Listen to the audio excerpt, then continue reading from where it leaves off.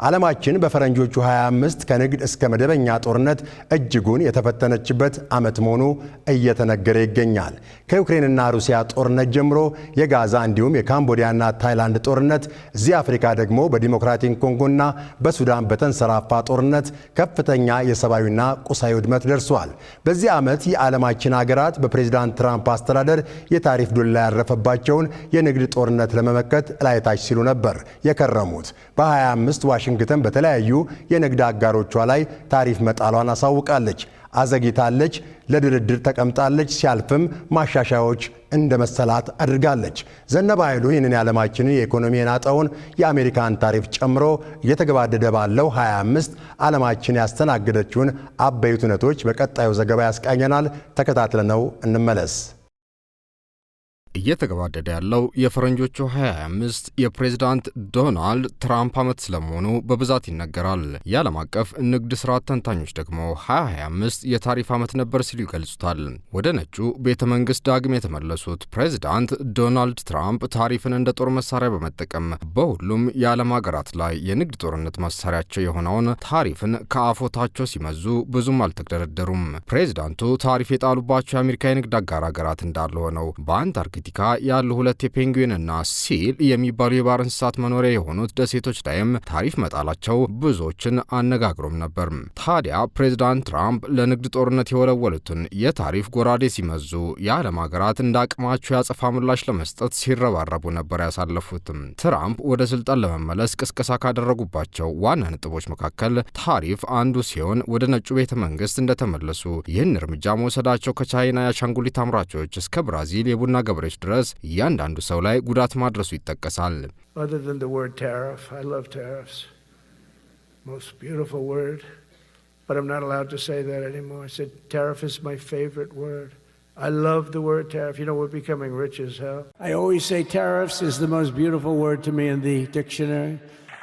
So, if you look at that, China, first row, China, 67%. That's tariffs charged to the USA, including currency manipulation and trade barriers. So 67%, I think you can, for the most part, see it. The Art of Deal ወይም በአማርኛው በግርድፉ ሲተረጎም የስምምነት ጥበብ የሚለው መጽሐፍ ደራሲ የሆኑት ፕሬዝዳንት ዶናልድ ትራምፕ በአንዳንድ የዓለም ሀገራት ላይ ከፈቱት ይህ የንግድ ጦርነት እንደማያዋጣቸው ያወቁት ግን ብዙም ሳይቆይ ነበር።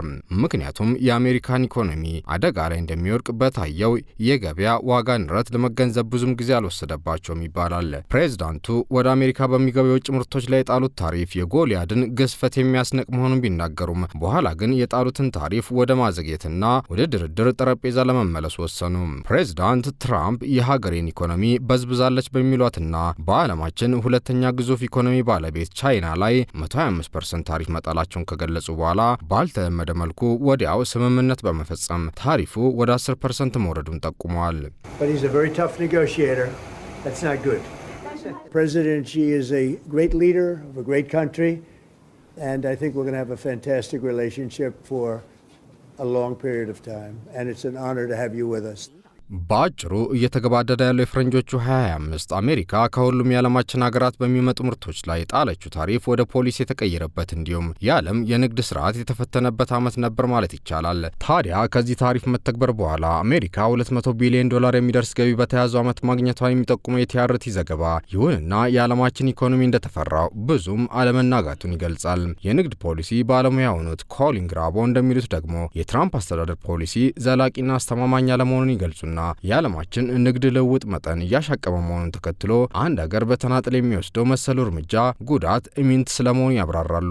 የተመድ የንግድና ልማት ተቋም በተያዘው የፈረንጆቹ 2025 አጋማሽ ላይ የዓለማችን ንግድ በ$500 ቢሊዮን እድገት ማሳየቱን ይጠቁምና በዚህ ሁሉ የንግድ ጦርነት ውስጥ በ2025 የዓለም ንግድ ትርፍ ከባለፈው ዓመት ከፍተኛ ብልጫ እንዳለው ያሳያል። ተቋሙ ለዚህ አባባሉ በአብነት የጠቀሰው ደግሞ ቻይና በአሜሪካ ከፍተኛ ታሪፍ ቢጣልባት ከአሜሪካ ገበያ ያጣችውን ጥቅም ወደ ሌላው የዓለም ክፍል በማዞር $1 ትሪሊዮን በማግኘት ክብረ ወሰን የጨበጠችበትን ገቢ ማግኘቷን ነው።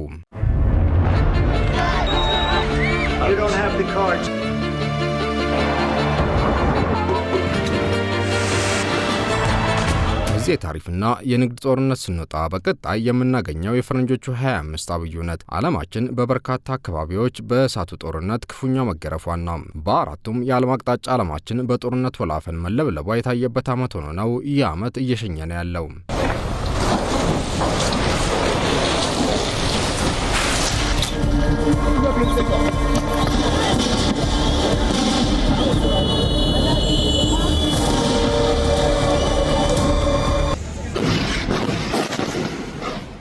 በተያዘው የፈረንጆቹ 25 ዓለማችን በርካታ ጦርነቶችን ያስተናገደችበት እንዲሁም የጂኦፖለቲካ ውጥረቱም ያየለበት ዓመት ሆኖ ታይቷል። በዚህ ዓመት ዓለማችን በጦርነት ወጀብ ክፉኛ የተናወጠች ቢሆንም ፕሬዚዳንት ትራምፕ ማስረጃ ባላቀረቡበት ሁኔታ 8 ጦርነቶችን በማስቆም በሚሊዮን የሚቆጠሩ ነፍሶችን ማዳን ስለመቻላቸው ዓመቱን በሙሉ ሲናገሩ ነበር።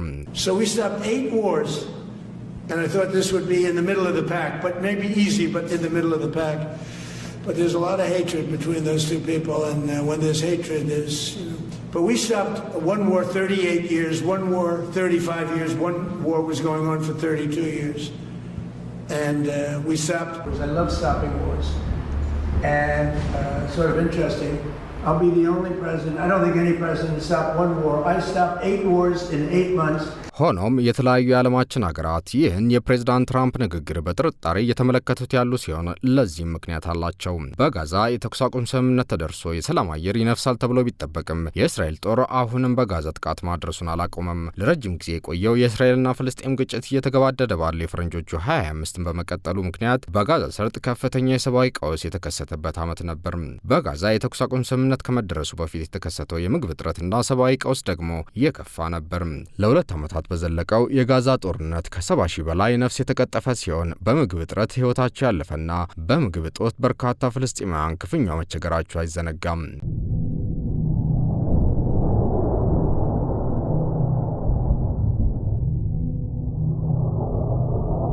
ምንም እንኳን በሐማስና በእስራኤል መካከል የተኩስ አቁም ስምምነት ቢደረስም በጋዛና በዌስት ባንክ ያለው ሁኔታ ብዙም መሻሻል ያልታየበት መሆኑ ይነገራል። ከመካከለኛው ምስራቅ ወደ እስያ ስንሻገር ፕሬዚዳንት ትራምፕ ወደ ዋይት ሀውስ በገቡ በ24 ሰዓታት ውስጥ አስቆመዋለሁ ያሉት የዩክሬኑ ጦርነት 4ኛ ዓመቱን በመያዝ ቀጥሏል። በፈረንጆቹ 2022 የተቀሰቀሰው ግጭት በ2025ም የዓለማችንን ትኩረት የሳበ ጦርነት መሆኑ የሚነገር ሲሆን ጦርነቱን በዲፕሎማሲያዊ መንገድ ለመፍታት የተደረጉ ጥረቶችም እስካሁን አልሰመሩም። ፕሬዚዳንት ቮሎዲሚር ዜሌንስኪ ከሰሞኑ ከአሜሪካ ጋር በመሆን የተሻሻለውን አዲሱን የዩክሬን ሰላም እቅድ ይፋ ቢያደርጉም ጦርነቱ አሁንም ቀጥሏል። በሩሲያና በዩክሬን መካከል በግዛቶች ልውውጥና በደህንነት ዋስትና ዙሪያ አሁንም አንዳች ስምምነት ባለመደረሱ ምክንያት ይህ አስከፊ ጦርነት አሁንም መቀጠሉ አይቀሬ እንደሚመስል እየተገለጸ ይገኛል። ከዚህ ከእስያ አህጉር ሳንወጣ ይህ ዓመት ሌላ አስከፊ ጦርነት በሁለት ጎረቤት ሀገራት መካከል የተቀሰቀሰበት ዓመት ነበር። በታይላንድና ካምቦዲያ መካከል የተከሰተው ይህ ጦርነት በፕሬዚዳንት ትራምፕ አሸማጋይነት የተኩስ አቁም ስምምነት መደረሱ በተነገረ በወራት ልዩነት ነበር ሁለቱ ሀገራት በድጋሜ ወደ ጦርነት የተመለሱት። ፕሬዚዳንት ትራምፕ አሁን በቅርቡ ለዲሞክራቲክ ኮንጎ የሰላም ስምምነት ቢያፈራርሙም በዚያም ጦርነቱ መቀጠሉ እየተነገረ ነው። ያዘላቸው ከተባለም አዘርባይጃንና አርሜኒያን ያስማሙበት ድርድር ነው። ከዚህ ውጪ ከፍተኛ ቁጥር ያላቸውን ሲቪሎች ያፈናቀለው የሱዳን ጦርነት አሁንም የቀጠለ ሲሆን በሀገሪቱ ጦርና በፈጥኖ ደራሽ ኃይሉ ግጭት መካከል መውጫና መግቢያ አጥተው ዋጋ የከፈሉም ሱዳናውያን በርካታ ናቸው።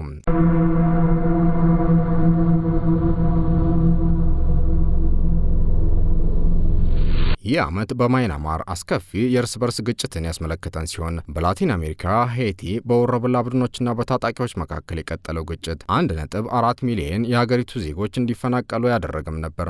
በሌላ በኩል በእስራኤልና ኢራን መካከል ለ12 ቀናት የተካሄደው ጦርነት እንዲሁም በሁለቱ የኒውክሌር ጦር መሳሪያ ታጣቂዎች ህንድና ፓኪስታን መካከል ለ4 ቀናት የተካሄደው ጦርነት በስምምነት ቢቋጭም አሁንም ግን ስጋት መኖሩ ይነገራል። በተለይ በኢራንና እስራኤል መካከል በተፈጠረው የ12 ቀናት ግጭት ውስጥ ለዓለም ሰላም እንደሚሰሩ የተናገሩት የአሜሪካው መሪ በቀጥታ መሳተፋቸው የመካከለኛው ምስራቅ ቀጠና የደህንነት ስጋት እንዲያባብሰው የተፈራበትም ዓመት ነበር።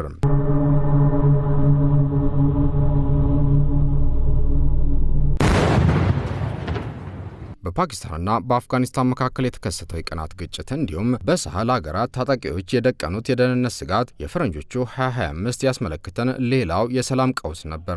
ግሎባል ኢንዴክስ የፈረንጆቹን 2025 የዓለም የሰላም ሁኔታ በገመገመበት ጥናታዊ ጽሑፉ አሁን ላይ በሀገራት መካከል 59 ጦርነቶች መኖራቸውን ጠቅሶ ይህም ከሁለተኛው የዓለም ጦርነት መገባደድ በኋላ ከፍተኛው ቁጥር መሆኑን ጠቁሟል። ይህም ከምንጊዜውም በላይ ዓለማችን ከፍተኛ የሰብአዊና ኢኮኖሚያዊ ኪሳራ እንድታስተናግድ ማድረጉ የሚነገር ሲሆን ትክክለኛው ዓለም አቀፍ ዲፕሎማሲ ቢተገበር ኖሮ ጦርነቶች ሊቀንሱ ይችሉ እንደነበርም አመላክቷል። የጂኦፖለቲካ ተንታኝ የሆኑት ዳን ስቴንቦክ አሁንም ዓለማችን ላይ አዳዲስ ጦርነቶች ለመቀስቀስ ጫፍ ላይ መሆናቸውን የጠቀሱ ሲሆን ለአብነትም ራሳቸውን የሰላም ሰው ሲሉ የሚጠሩት ዶናልድ ትራምፕ በቬኔዙዌላ ላይ ጦር ማዝመታቸውን ይጠቅሳሉ።